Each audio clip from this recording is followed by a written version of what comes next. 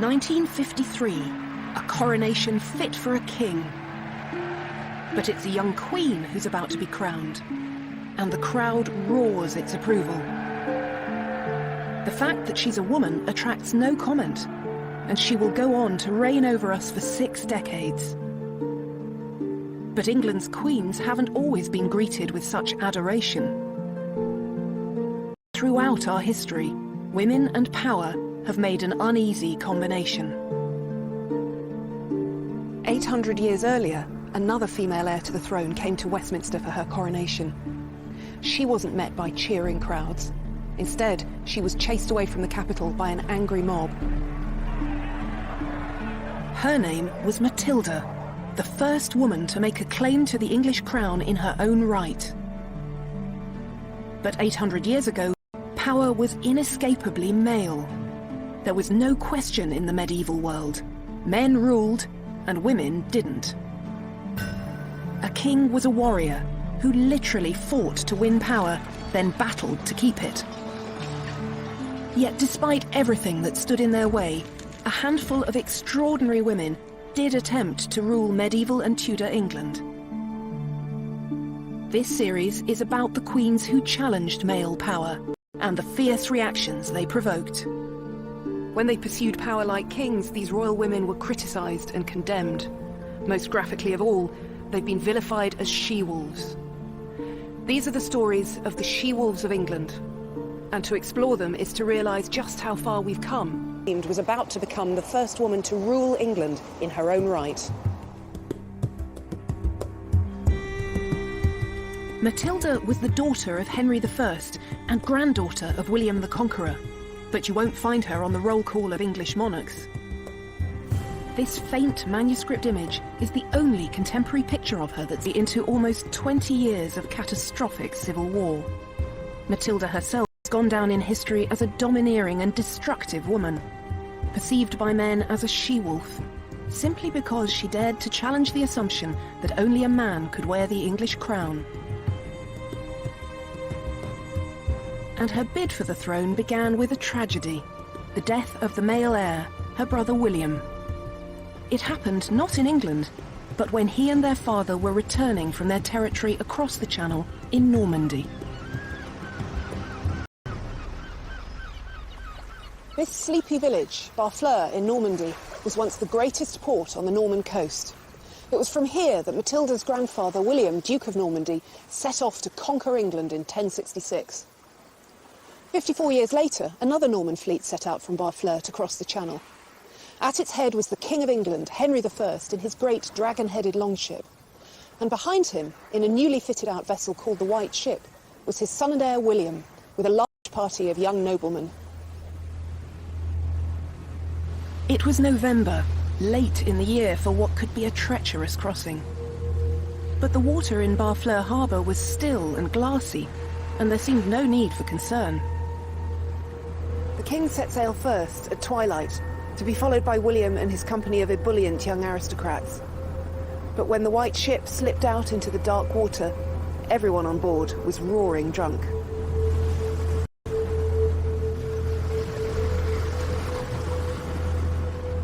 No one noticed the rock at the harbour mouth, but no one could mistake the sickening jolt as the ship struck.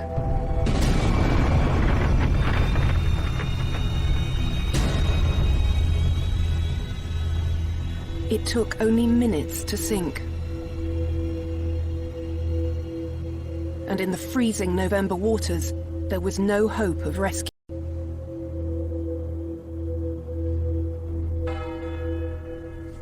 The chronicler William of Malmesbury wrote, "No ship that ever sailed brought England such disaster." It was such a calamity that 2 days passed before anyone dared to break the news to King Henry. When eventually a stuttering boy was pushed forward to tell him that his son was dead, the king collapsed in anguish.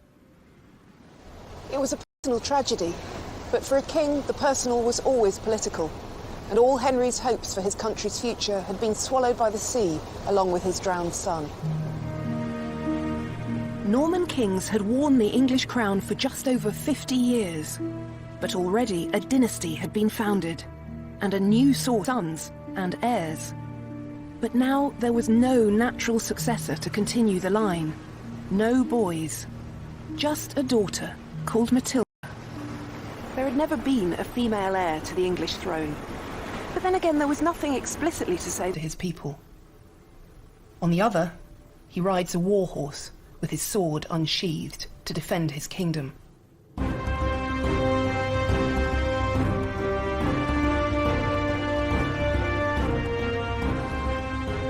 Even today, power still looks, sounds and feels overwhelmingly male.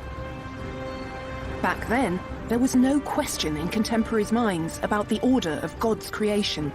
Men ruled, and their women obeyed. In fact, the Anglo-Saxon word for queen didn't mean a female king. It meant the wife of a king. And as a king's wife, a queen could advise her husband, or even represent him. But her authority always depended on his. And it was this limited kind of queenship, as royal wife to a royal husband, for which Matilda had been prepared since birth.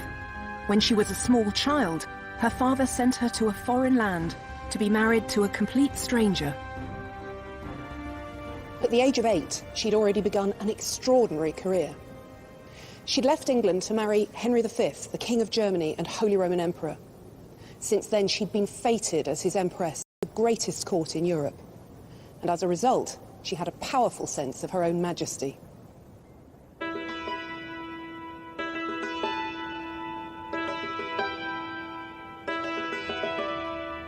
Matilda, 23, her husband died suddenly. And after 16 years abroad, Matilda came home to England. She was Henry's only heir, and he chose this moment to ensure the future of his dynasty. This is Westminster Hall. In Matilda's day, it was probably the largest indoor space in Europe. It still has a daunting grandeur. It was at a ceremony here that Henry promised Matilda a startling new future. He was suggesting that for the first time, a woman could rule in her own right as a female king. On the 1st of January 1127, here in the Great Hall at Westminster, the nobles of Henry's kingdom swore a solemn oath that they would support Matilda's right to succeed to her father's throne. No one tried to argue that a woman couldn't rule.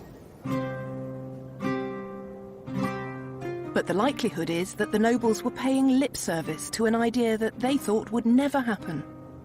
And Henry had an alternative plan. Matilda was still young.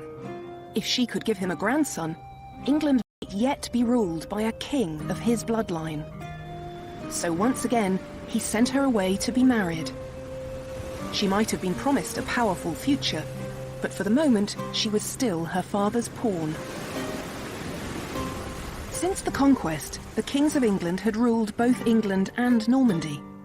But this new Anglo-Norman realm was difficult to hold together. One way to defend it was to create alliances through marriage. Henry chose as Matilda's bridegroom Geoffrey of Anjou, whose lands to the south of Normandy could protect Henry's borders.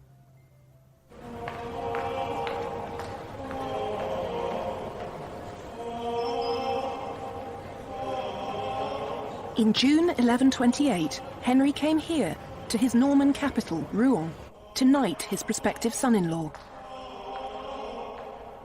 Henry was delighted with the match, but Matilda wasn't so pleased. The good news?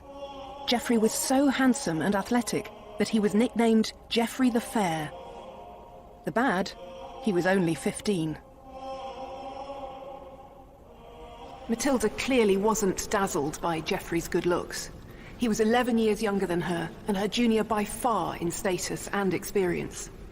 She'd just lost a husband who'd been a father figure as well as an emperor, and now she was offered an arrogant teenager as his replacement. She tried to resist the match, but in the end she had no choice. She did her unpleasant duty and married him. But Matilda didn't give in easily. She never called herself Countess of Anjou. Instead, she always insisted on the greater magnificence of her own title as Empress and daughter of the King of the English. As such, Matilda knew what her father expected of her, that she should produce a male heir. But just a year after the wedding, the unhappy couple were living apart. Matilda might have given up on her marriage, but her father hadn't. In 1131, he imposed a reconciliation on the couple, and to good effect. In the spring of 1133, Matilda gave birth to her first child, a healthy boy called Henry, after his proud grandfather. A year later, she had a second son. So Henry had his male heirs. But he was in his 60s, and it would be years before they grew up. And there was more. Having a family of her own meant that Matilda's loyalties were now split. The arrival of his grandsons was a dynastic triumph for Henry. But Matilda's new role as the mother of two young sons left her caught in the middle between her husband's ambition and her father's refusal, even at the age of 67, to relinquish any part of his hold on power. And in 1135, as political disagreement escalated into the flexing of military muscle, Matilda stayed in Anjou with Geoffrey, standing shoulder to shoulder with her husband.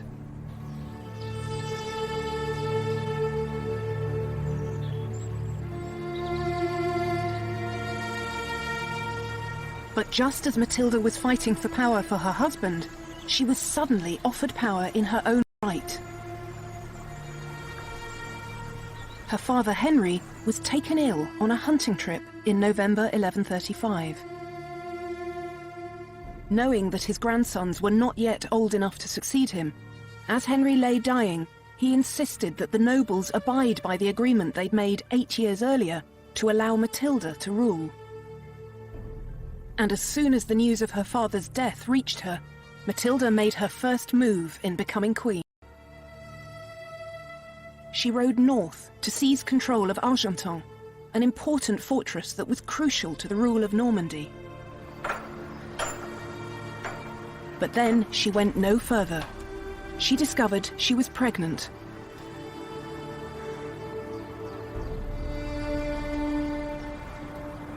It's impossible to know what was going through Matilda's mind stuck out here at Argentan. The chronicler William of Malmesbury says only that she failed to return to England for certain reasons, which at a distance of almost 900 years, if the nobles would simply rally to her cause. What we do know is that while Matilda hesitated, it was her cousin Stephen who seized the moment.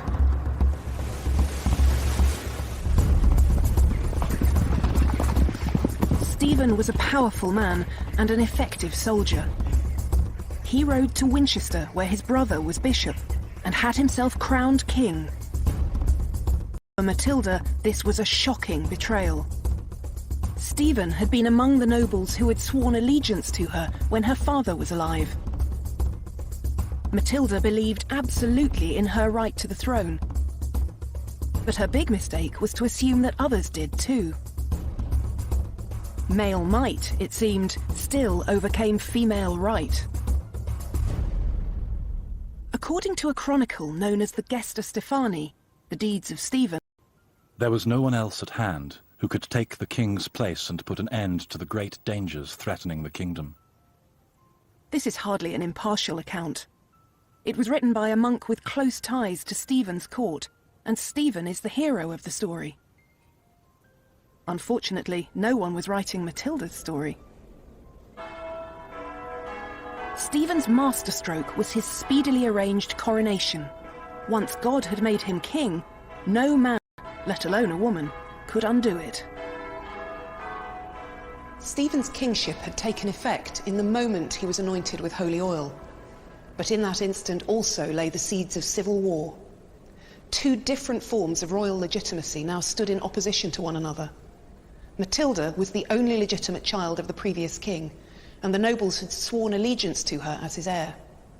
But Stephen had just been anointed and crowned as Henry's successor. Victory for one now meant defeat for the other.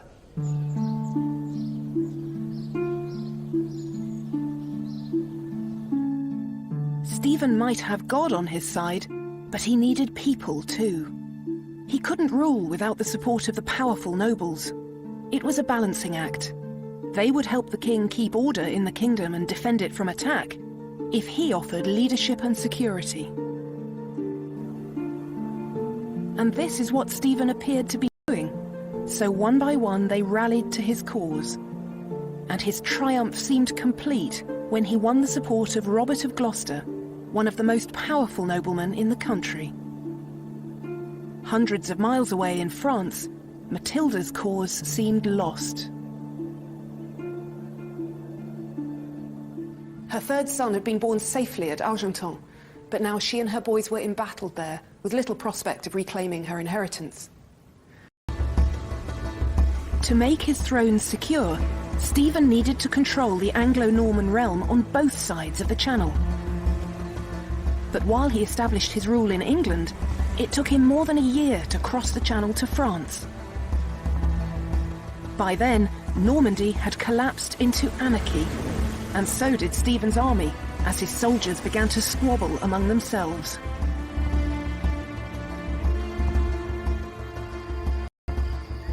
At her base at Argenton, news reached Matilda that Stephen's campaign in Normandy was disintegrating into chaos. Most significantly of all, the uneasy alliance between Stephen and Robert of Gloucester began to fall apart. And in June 1138, in a dramatic about-turn, Robert declared his support for Matilda. At a stroke, her position was transformed. Matilda now had a route to England and the throne. Robert's lands in Normandy gave her a safe corridor to the coast. Stephen was still the anointed king, but for the first time, cracks were beginning to appear in his regime. How far would Matilda go to fight for the crown that she believed was hers? It was becoming clear that Matilda herself would have to stand at the centre of the campaign to secure her inheritance. Her uniquely royal blood, despite the female body in which it was housed, represented the only hope of challenging the sanctity of Stephen's coronation. And so, in 1139, Matilda set foot on English soil for the first time in 8 years. She came here, to Arundel Castle. News quickly reached Stephen of Matilda's arrival, and he lost no time in marching an army to Arundel's gates. For once, Matilda's sex worked to her benefit, not her disadvantage. She was the daughter of a king, the widow of an emperor, and Stephen's own cousin. Attempting to wage war on a woman of such exalted status would be a profoundly risky business. So Stephen was reluctantly persuaded to allow Matilda to leave Arundel. This played straight into Matilda's hands. She immediately went to Bristol, where Robert of Gloucester waited in his fortress. While Matilda's forces were still smaller than Stephen's, support for her was growing. Men who had wavered in their loyalty to Stephen now had the royal figurehead they needed. And while Matilda's forces had no chance of overwhelming Stephen's army head-on, they did find a way to wear him down with feints and lightning strikes, a kind of guerrilla warfare that kept Stephen on the back foot. Civil war raged in England, and it took an immense toll on the country.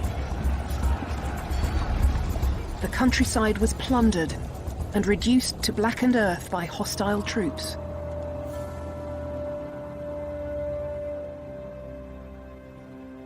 It was a dreadful thing, said the chronicler William of Malmesbury, that England, once the noblest place of peace, the peculiar habitation of tranquility, had sunk to such wretchedness.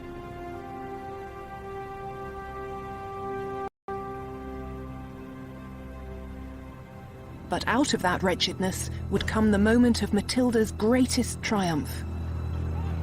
In February 1141, in vicious fighting at Lincoln, troops loyal to Matilda defeated Stephen's army and took the king prisoner. It had been 5 years since her father's death, but now the throne was within her reach for the first time. Now Matilda knew she needed the church and the people to recognize her as queen.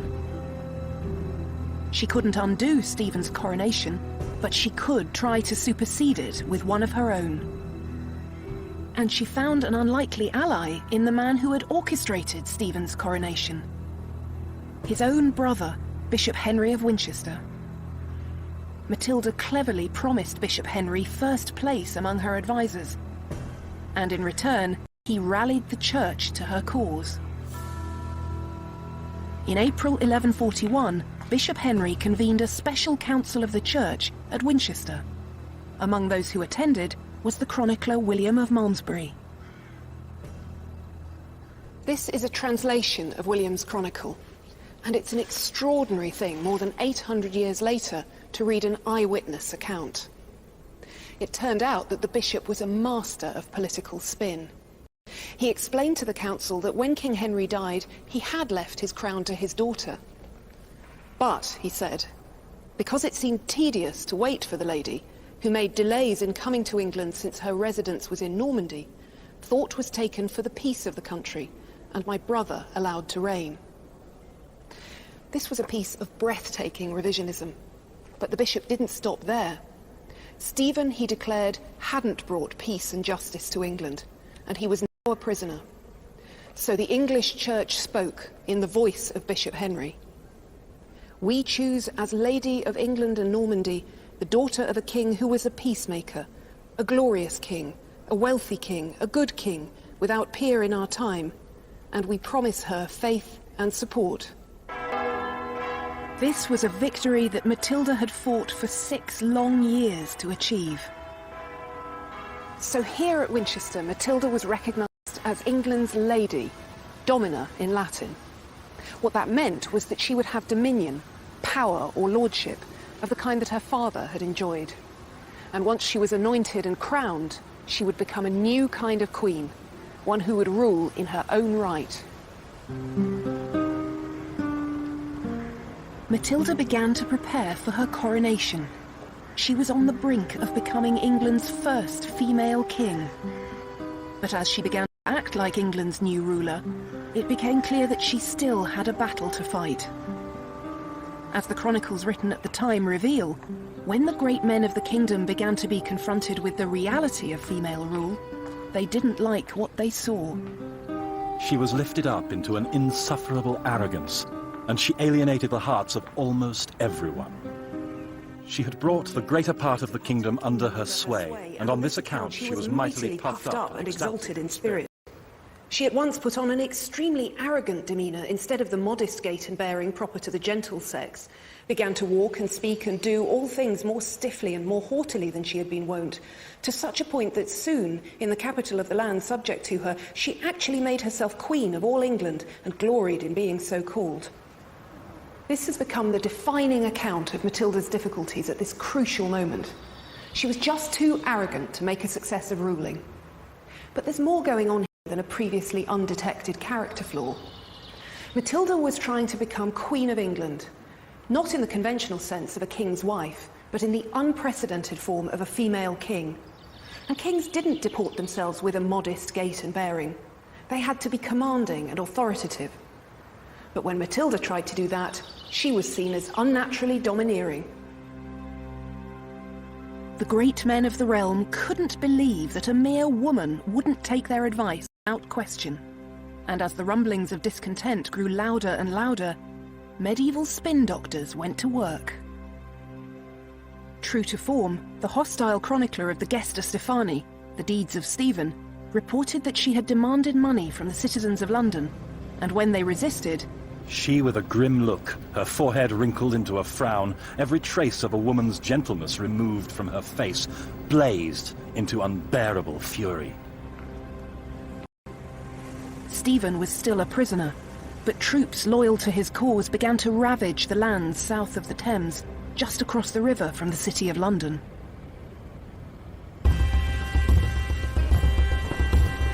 Pressed on with her coronation plans. She was so close to her moment of triumph, but at the last moment, everything began to unravel.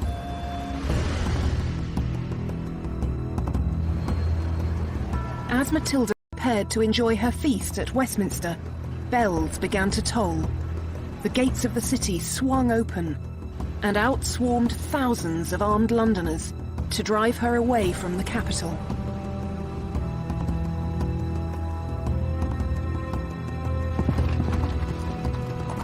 All Matilda's hopes of being crowned queen were trampled into the dirt, along with the feast she had left behind.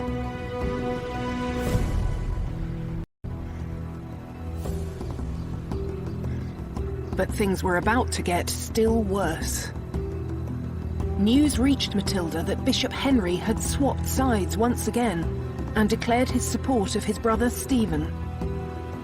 Matilda pursued the bishop to Winchester, but was caught in an ambush.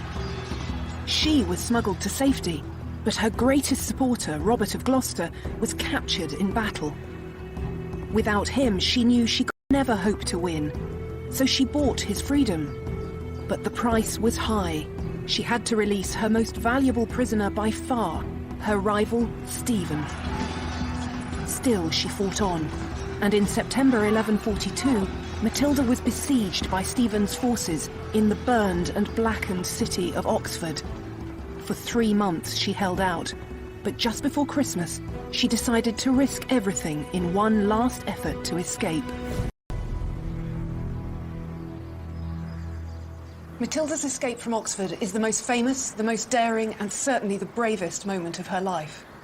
In the cold and dark, with a bodyguard of just 3 trusted soldiers, she left Oxford Castle by a small side gate. Wrapped in white cloaks as camouflage against the snow, they walked silently across the frozen river. An army surrounded the castle, but no one saw them pass. They trudged 7 miles through the drifting snow before they found horses to carry them to safety.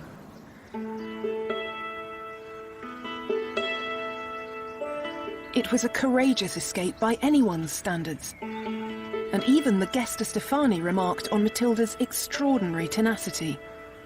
Never have I read of another woman so luckily rescued from so many mortal foes and from the threat of dangers so great. Matilda was now free, but nothing had changed. England remained in military deadlock. It was time to develop a new game plan. As the destructive stalemate continued, Matilda could be. But she was the mother of a son, Henry, and he was an entirely different prospect. Matilda recognised that the battle she now faced was to win the crown for her son, not to wear it herself. If the she-wolf couldn't wear the crown, then her cub would. While Matilda had been fighting in England, her son Henry had grown up in France. As a strong and energetic warrior, he had all the promise of a future king, and Matilda decided that the time had come for him to fight for his grandfather's kingdom. Stephen's position had depended on his ability to offer security and leadership. But the anarchy of the long years of civil war had undone all that. According to the Anglo-Saxon Chronicle, England's people felt abandoned by God, saying that while they suffered, Christ and his saints slept. And so, in the face of dwindling support, Stephen was forced to agree a compromise. He would remain as king, but at a ceremony here in Winchester, Stephen recognised Henry as his successor. Matilda had won, but the cost of her victory was her own political eclipse. She wasn't even mentioned by name in the treaty that brought an end to the conflict that had dominated her life. It wasn't long, though, before her self-denial was rewarded. Stephen died in October 1154, and 2 months later, almost exactly 19 years since Matilda's father had died, her son was crowned King Henry II. With her son safely on the throne, Matilda returned to Normandy and settled just outside its capital, Rouen, where she acted as Henry's counsellor and sometimes his royal deputy. Matilda had shown how hard it was for a woman to rule in her own right. In the end, she sacrificed her own claim to the throne to ensure her dynasty continued. She had lost the battle, but she had won the war. Her father would have been proud of her, and her son certainly was. Henry never forgot the importance of his mother, and always called himself Henry Fitz-Empress, son of the Empress. A poem from the time recalls that nothing in the world was dearer to him than she. Matilda died in Normandy at the age of 65 on the 10th of September 1167.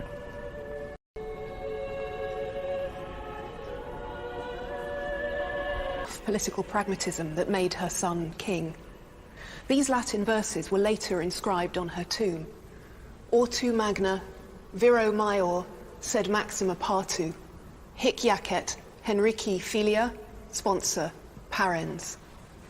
Great by birth, greater by marriage, but greatest in her offspring. Here lies the daughter, wife, and mother of Henry. Her son's triumph was the vindication of everything she'd done, but the price to be paid for that victory was her disappearance between the lines of her own epitaph. This was the price that Matilda paid for being a queen who dared to believe she might act like a king.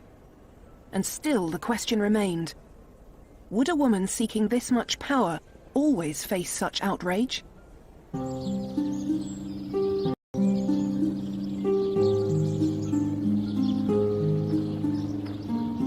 Her daughter-in-law would attempt to find out, with just as much determination as Matilda herself.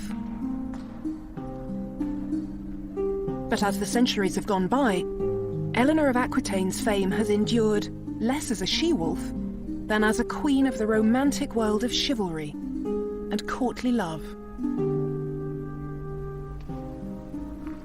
In fact, we know very little for certain about Eleanor's looks or her emotional life. The only contemporary image of her that survives is this effigy from her tomb at Fontevraud Abbey, and it's hard to get a sense of the extraordinary woman behind this mask-like face. One clue to her intellect is perhaps the book she's holding, not a typical prop for a medieval woman. But then Eleanor wasn't typical in anything she did. She spent 80 years at the centre of European politics, not as a passive consort, but as a dynamic force in her own right. Above all, she was a woman who believed in her own agency, her ability to determine her own fate.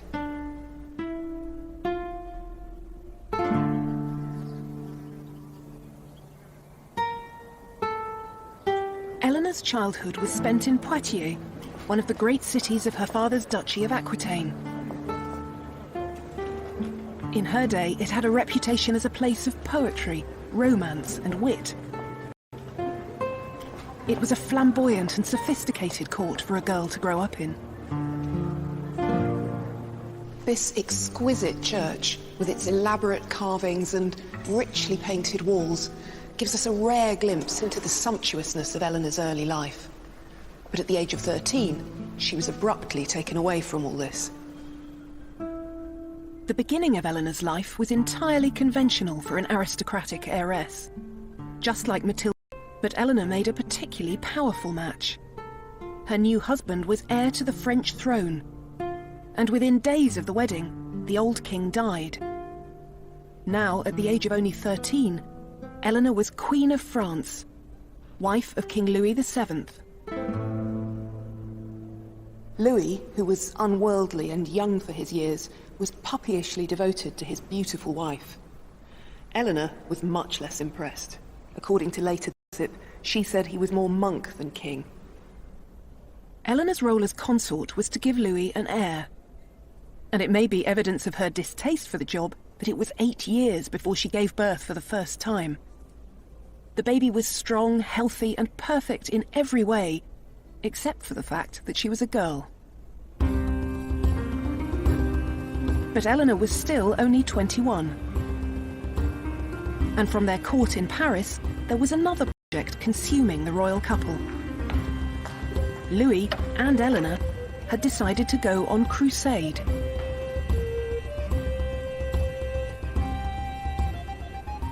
Here at Saint-Denis, in June 1147, Eleanor knelt to receive the Pope's blessing during the Crusade's elaborate send-off, and she almost fainted on a suffocatingly hot day.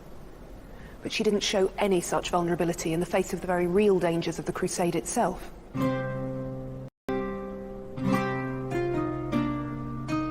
Eleanor and Louis were joining the great battle between the Christian West and Muslim East to win control of Jerusalem and the Holy Land. This adventure was the first sign that Eleanor was not going to be a conventional wife or queen. A crusade was not to be taken lightly.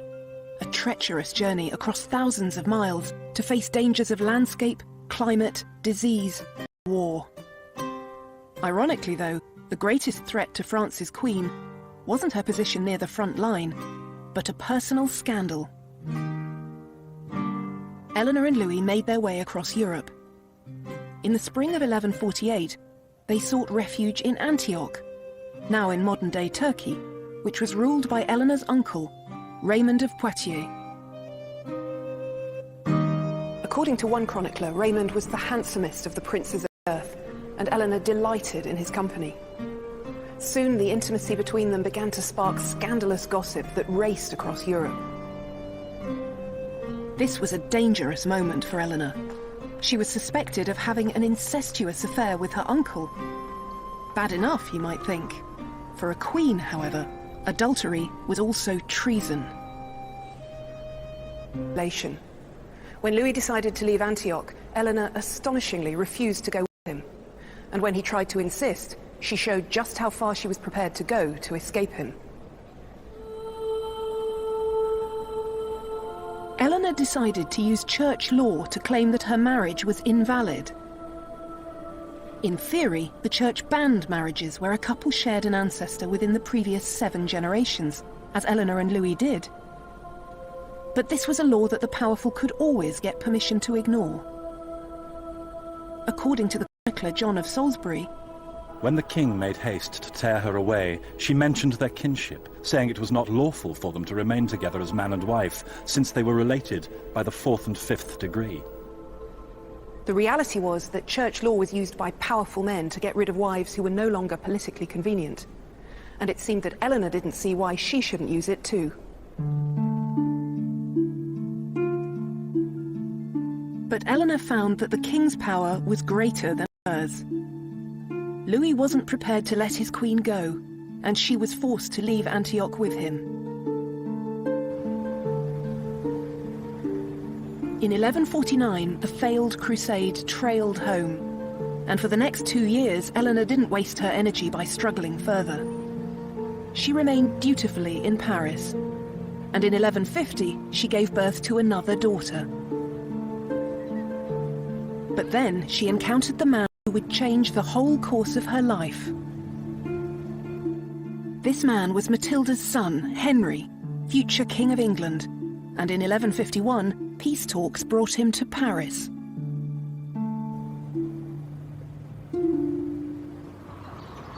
Eleanor and Henry must have met when he came to the French court in the summer of 1151, though the chroniclers are tantalizingly silent on the subject.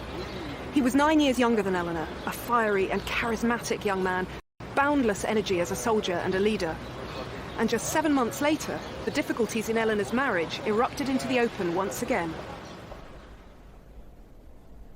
This time, it was Louis who had given up the fight to keep his wife by his side. In March 1152, a committee of French bishops annulled their marriage, and Eleanor left Paris immediately for Poitiers.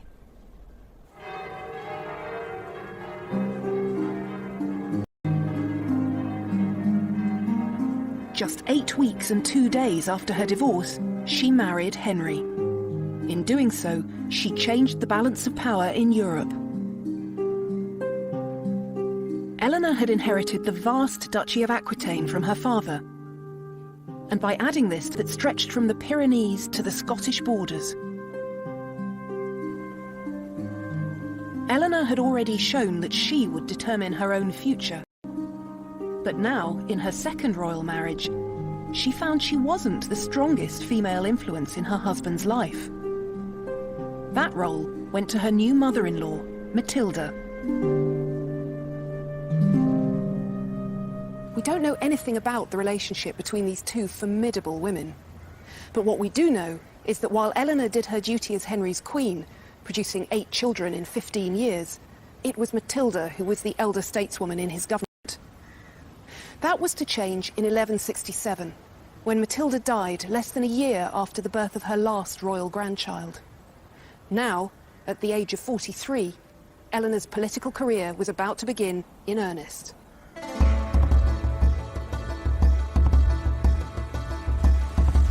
The task of governing Henry's huge and unwieldy empire was a challenging one, which kept him constantly on the move. Aquitaine, at its most southern edge, was culturally and politically alien to Henry, but it was Eleanor's homeland. And in 1168, Eleanor went to govern the duchy in her husband's name. For Henry, this was a matter of political strategy, but for Eleanor, an opportunity and a welcome homecoming. Hidden inside what are now the law courts, Eleanor's city of Poitiers is all that remains of her vast palace. We don't know very much about the details of Eleanor's rule, but it's clear that she exercised independent power here, holding great courts where she gathered Aquitaine's lords around her. But she wasn't accused of unnatural pride as Matilda had been in England. Instead, her role as Aquitaine's duchess was accepted. A woman in charge was much less challenging, it turned out, if she were ruling as the lieutenant of an absent husband. However, the stories that surround this period of Eleanor's life are tales of romance and chivalry.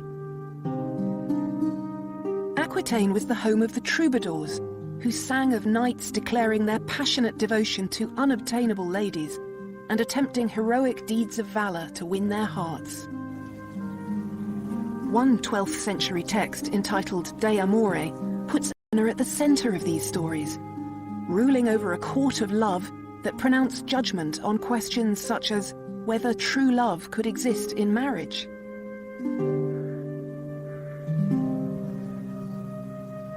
Idea has persisted so powerfully. How much easier to think of Eleanor as the queen of romance, concerned with emotions, not politics. But what Eleanor did next, I think, demonstrated in the most dramatic way just how important power was to her.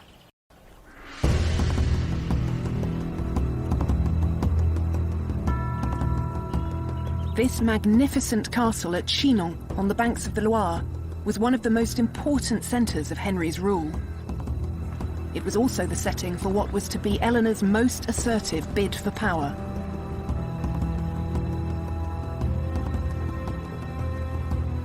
Eleanor never had a claim to be a monarch in her own right, but her children did. And as a mother, she was prepared to fight tooth and claw for her son's rights. It was a fight that would dominate the rest of her life. Male heirs were a medieval king's greatest asset, the insurance that his dynasty would prevail. But grown-up sons weren't always prepared to wait patiently while their father still